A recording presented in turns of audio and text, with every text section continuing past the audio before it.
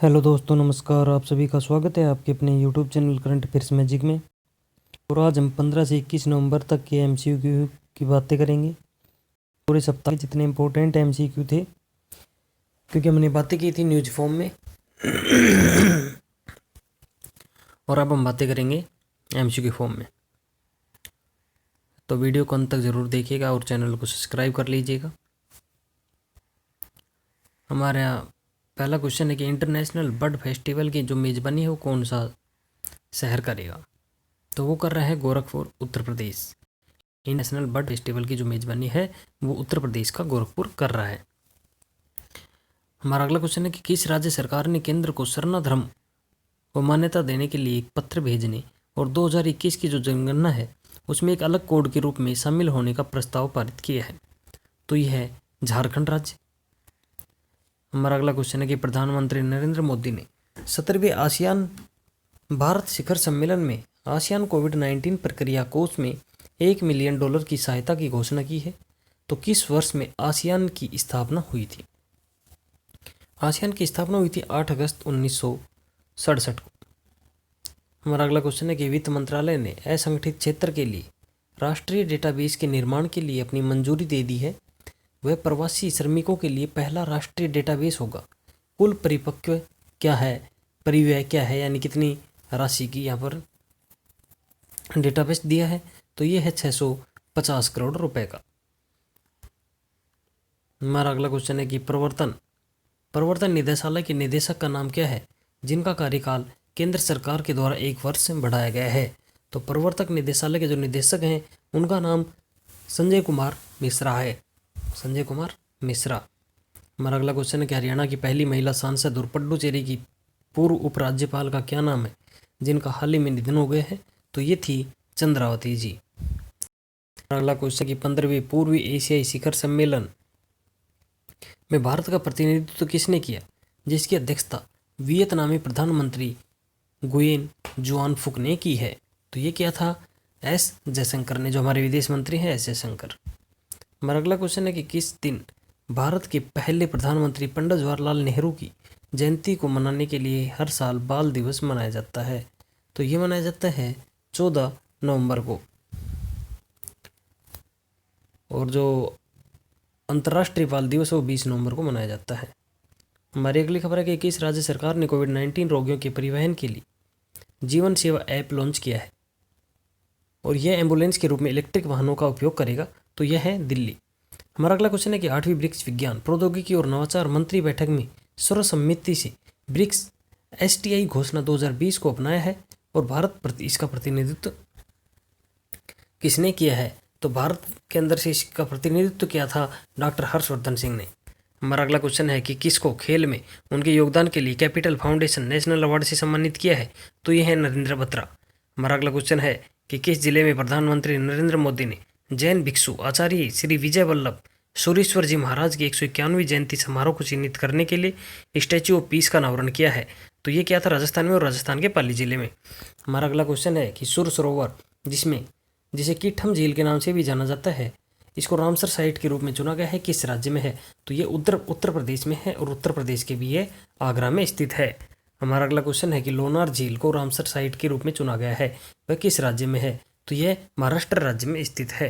हमारा अगला क्वेश्चन है कि लुईस हैमिल्टन ने 2020 का तुर्की ग्रां प्री खिताब जीता है, वह किस देश से हैं? तो जो लुईस हैमिल्टन है ये हैं ब्रिटेन से। हमारा अगला क्वेश्चन है कि सौमित्र चटर्जी का हाल ही में निधन हो गया, वह किस क्षेत्र से थे? तो ये सौमित्र चटर्जी एक अभिनेता थे। हमारा अगला क्वेश्चन है कि किस दिन को राष्ट्रीय प्रेस दिवस के रूप में मनाया जाता है? तो जो राष्ट्रीय प्रेस दिवस है ये मनाया जाता है 16 नवंबर के दिन। और अंतर्राष्ट्रीय सहिष्णुता दिवस यह भी 16 नवंबर को ही मनाया जाता है। हमारा अगला क्वेश्चन है कि सादात रहमान को साइबर बाल अपराध को रोकने की दिशा में कार्य करने के लिए अंतर्राष्ट्रीय बाल शांति पुरस्कार से सम्मानित किया है, वह किस देश से हैं? तो यह है बांग्लादेश से। हमारा अगला क्वेश्चन है कि साइबर धोखाधड़ी के बारे में जागरूकता बढ़ाने और उन्हें रोकने के लिए किस बैंक के द्वारा मुंह बंद रखो नामक एक अभियान शुरू किया है? तो मुंह बंद रखो जो अभियान है ये किया था HDFC बैंक के द्वारा इसे शुरू किया गया है। हमारा अगला क्वेश्चन है कि Equitas small finance bank ESFB ने महिलाओं के लिए 7% ब्याज की पेशकश करने वाले युवा बचत खाता शुरू करने की घोषणा की है। तो ESFB का हेडक्वार्टर कहाँ है? तो ESFB का हेडक्वार्टर चेन्नई में स्थित है। हमारा अगला क्वेश्चन है कि WHO कार्यकारी बोर्ड के 147वें सत्र की अध्यक्षता किसने की है? तो ये की है डॉक्टर हर्षवर्धन सिंह ने, जो हमारे स्वास्थ्य मंत्री हैं।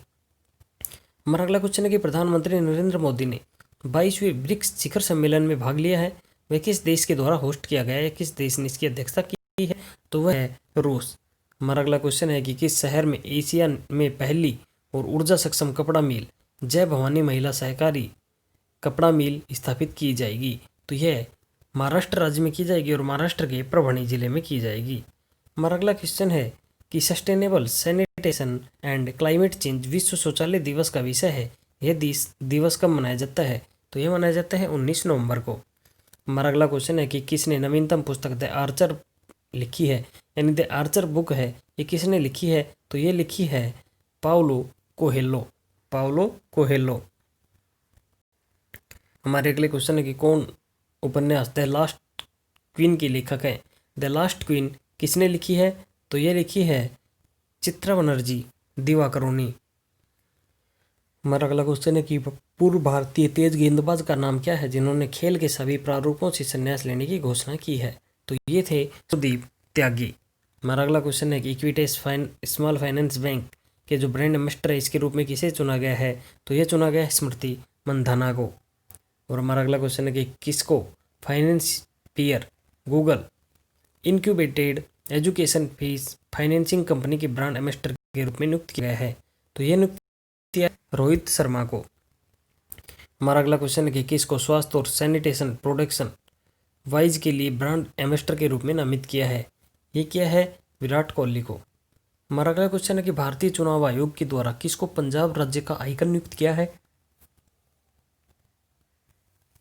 तो यह किया है सोनू सूद को, और इनकी एक बुक थी आई एम नोट मसीहा। हमारा अगला क्वेश्चन है कि रिजर्व बैंक इनोवेशन हब के पहले अध्यक्ष के रूप में किसे नियुक्त किया गया है? तो ये नियुक्त किया गया है सेनापति गोपाल कृष्णन को। हमारा अगला क्वेश्चन है कि विश्व दर्शन दिवस किस दिन मनाया जाता है? तो विश्व दर्शन दिवस मनाया जाता है 19 नवंबर को। हमारा अगला क्वेश्चन है कि महिला उद्यमिता दिवस किस दिन मनाया जाता है? तो यह भी मनाया जाता है 19 नवंबर को। हमारा अगला क्वेश्चन कि भारत के आर्टिफिशियल इंटेलिजेंस सुपर कंप्यूटर परम सिद्ध ने दुनिया की शीर्ष 500 सबसे शक्तिशाली गैर वितरित कंप्यूटर सिस्टम में कौन सा रैंक हासिल किया है? तो ये किया है 63, तो यानी 63वें नंबर पर ये रहा है।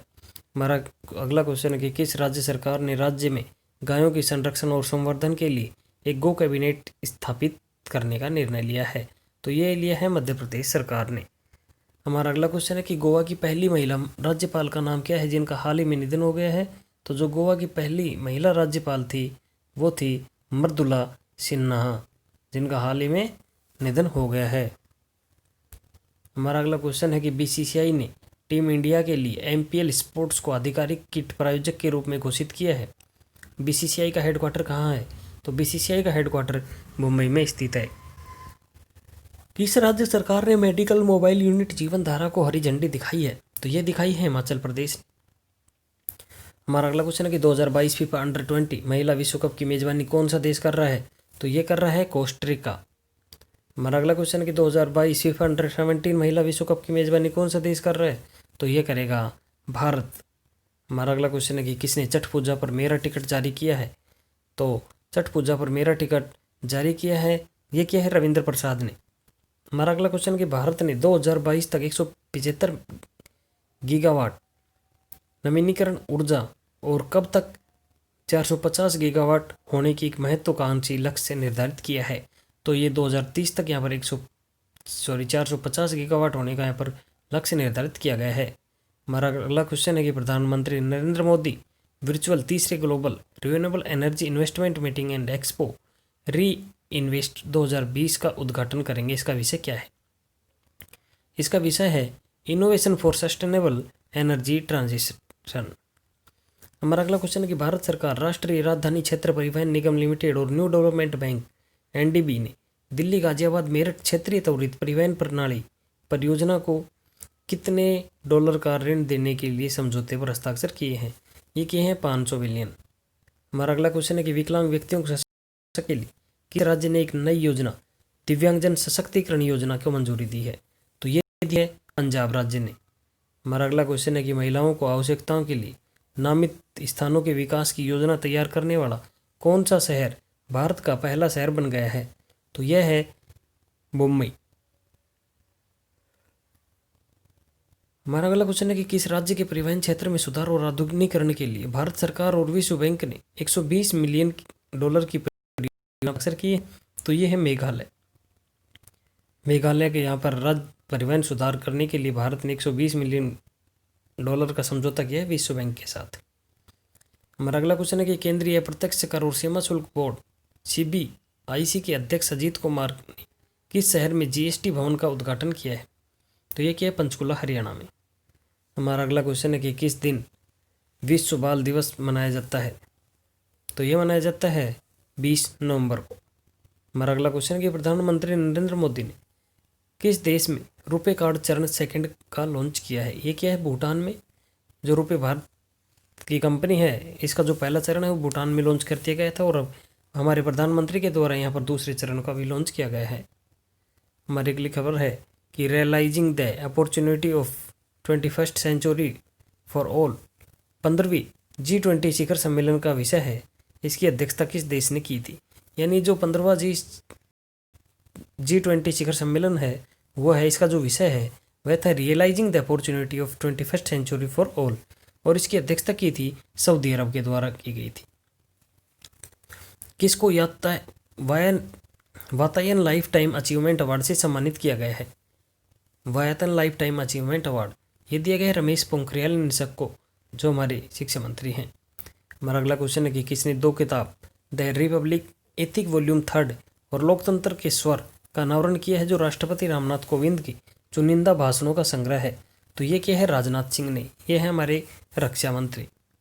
हमारा अगला तो धन्यवाद दोस्तों, आज के लिए इतने ही। मिलते हैं नए वीडियो में नए अपडेट के साथ। तब तक पढ़ते रहिए, बढ़ते रहिए और आपके अपने YouTube channel current affairs magic को सब्सक्राइब करना ना भूलें। धन्यवाद।